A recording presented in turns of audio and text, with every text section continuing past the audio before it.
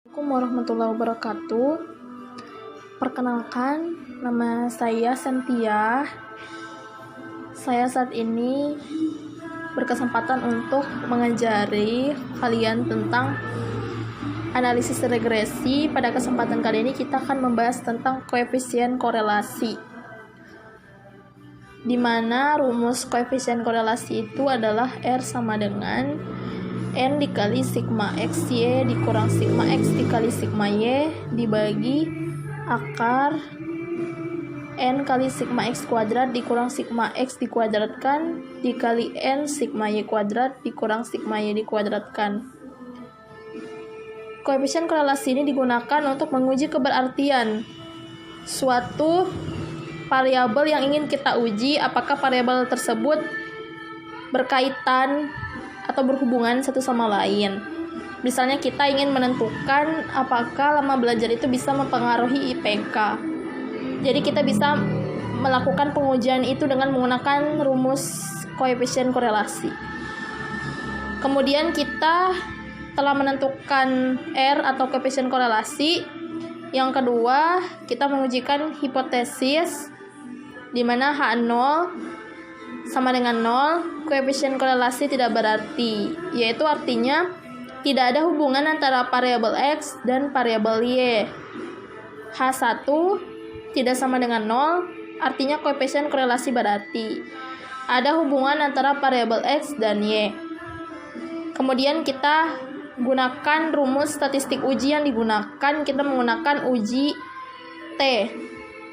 T sama dengan R akar N kurang 2 dibagi akar 1 kurang R kuadrat, di mana N tersebut adalah banyak data yang kita peroleh. Terus di sini kita menentukan kriteria uji, terima H0 jika T alfa per 2 kurang dari T kurang dari T dengan derajat kebebasannya N kurang 2. Jadi kalau banyaknya datanya 10 berarti dikurangi 2, derajat kebebasannya jadi 8. Terus nilai R antara min 1 dan 1, semakin mendekati nilai min 1 atau 1 hubungannya semakin kuat. Jadi tanda min itu cuman arahnya dia menurun atau naik. Terus pengaruh variabel X terhadap variabel Y dapat dilihat dari R kuadrat dikali 100%. Jadi R itu adalah R yang kita cari tadi, yang di atas ini, dan kita kuadratkan baru dikali 100%. Di mana R kuadrat ini merupakan koefisien determinasi.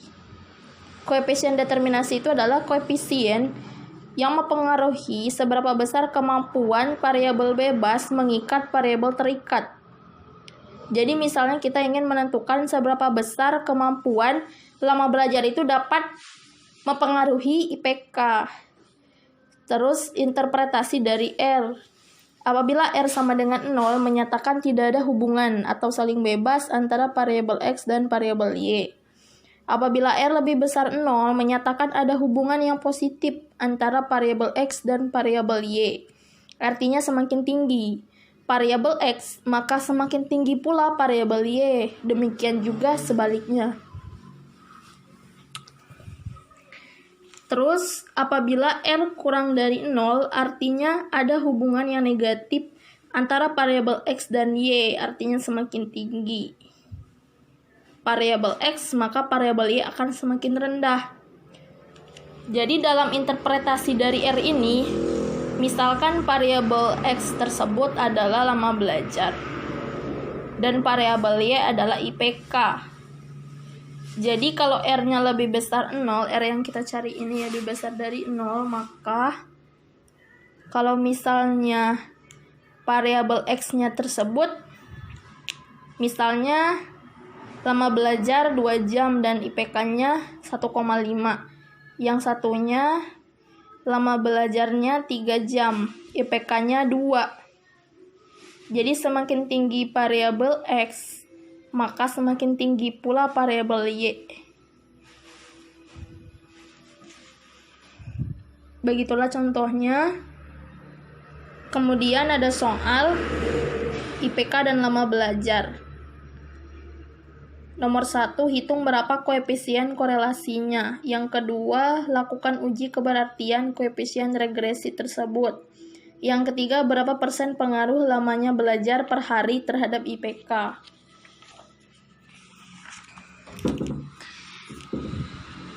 Di sini ada contoh suatu data IPK itu dilambangkan dengan variabel Y dan lama belajar itu dilambangkan dengan variabel X. Jadi Y datanya 2. Pada saat IPK-nya 2, lama belajarnya 1 jam. Pada saat IPK-nya 2,8, lama belajarnya 1,5. Dan seterusnya.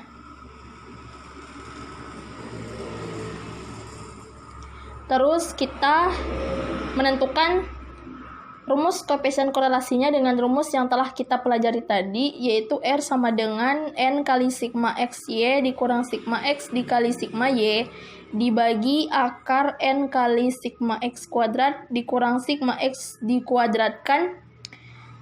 Dalam contoh ini, sigma X kuadrat berbeda dengan sigma X dikuadratkan. Kalau sigma X kuadrat, kita harus mengkuadratkan terlebih dahulu X-nya. Data yang pertama kita kuadratkan, 1 kuadrat sama dengan 1 ditambah 1,5 kuadrat dan seterusnya sampai ditambah 0,5 dikuadratkan. Kalau sigma X dikuadratkan berarti kita tinggal menjumlahkan X ini semuanya sampai 0,5 yang di ujung kita jumlahkan, baru kita kuadratkan hasil dari penjumlahan X ini. Sama saja dengan sigma Y kuadrat berbeda dengan sigma Y kuadrat. Jadi tinggal kita masukkan setelah datanya di sini saya sudah hitung sigma XY sama dengan 37,74, sigma X sama dengan 13,4, sigma Y sama dengan 26,9, sigma X kuadrat sama dengan 19,08, sigma Y kuadrat sama dengan 74,37.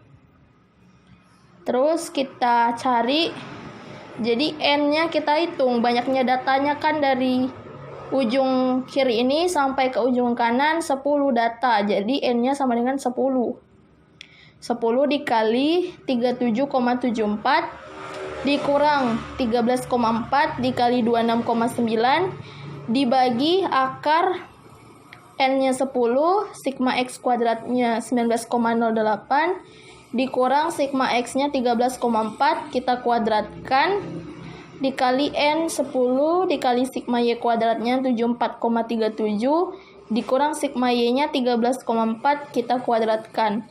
Hasilnya sama dengan 16,94 dibagi min 101,236.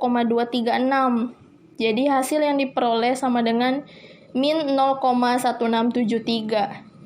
Karena R-nya kurang dari 0, berdasarkan pelajaran sebelumnya, R kurang dari 0 itu artinya ada hubungan yang negatif antara variabel X dan Y. Semakin tinggi variabel X, maka variabelnya akan semakin rendah. Kita lihat dari soalnya, semakin tinggi variabel X, dia akan semakin tinggi. Jadi R-nya sama dengan min 0,1673. Terus kita tentukan hipotesisnya. H0 sama dengan 0, artinya koefisien korelasi tidak berarti. H1 tidak sama dengan 0, koefisien korelasi berarti. Sesudah menentukan hipotesis, langsung saja kita gunakan statistik uji. Yang digunakan pada rumus ini adalah uji T. Jadi kita cari T-nya sama dengan R akar N kurang 2 dibagi akar 1 kurang R kuadrat. Jadi sama dengan R-nya sudah kita peroleh yaitu min 0,1673, tinggal dimasukkan dikali akar. Karena N-nya 10 dikurang 2 jadi akar 8 dibagi akar 1 kurang R kuadrat. Jadi R-nya yang diperoleh tadi kita kuadratkan, 0,1673 dikuadratkan. Jadi hasilnya adalah, jadi kita gunakan T-nya derajat kebebasannya 0,95 dibagi 2. Jadi pada saat T-nya 8 dan derajat kebebasannya 0,95, jadi kita cari T 0,475 dan setelah melihat tabel hasilnya 1,86. Jadi T alfa per 2 ini 1,86 jadi T alfa per 2 ini lebih besar dari T uji.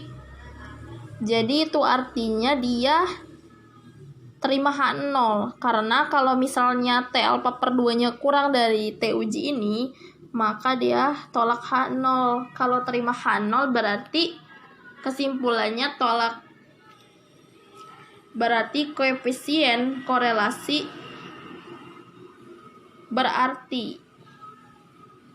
Jadi koefisien korelasi kalau misalnya tolak H0 berarti koefisien korelasinya berarti. Kalau terima H0 berarti koefisien korelasinya tidak berarti. Ini tidak berarti ya. Karena H0-nya kan koefisien korelasi tidak berarti. Berarti kalau kesimpulannya adalah koefisien korelasi tidak berarti, berarti tidak ada hubungan antara variabel X dan Y.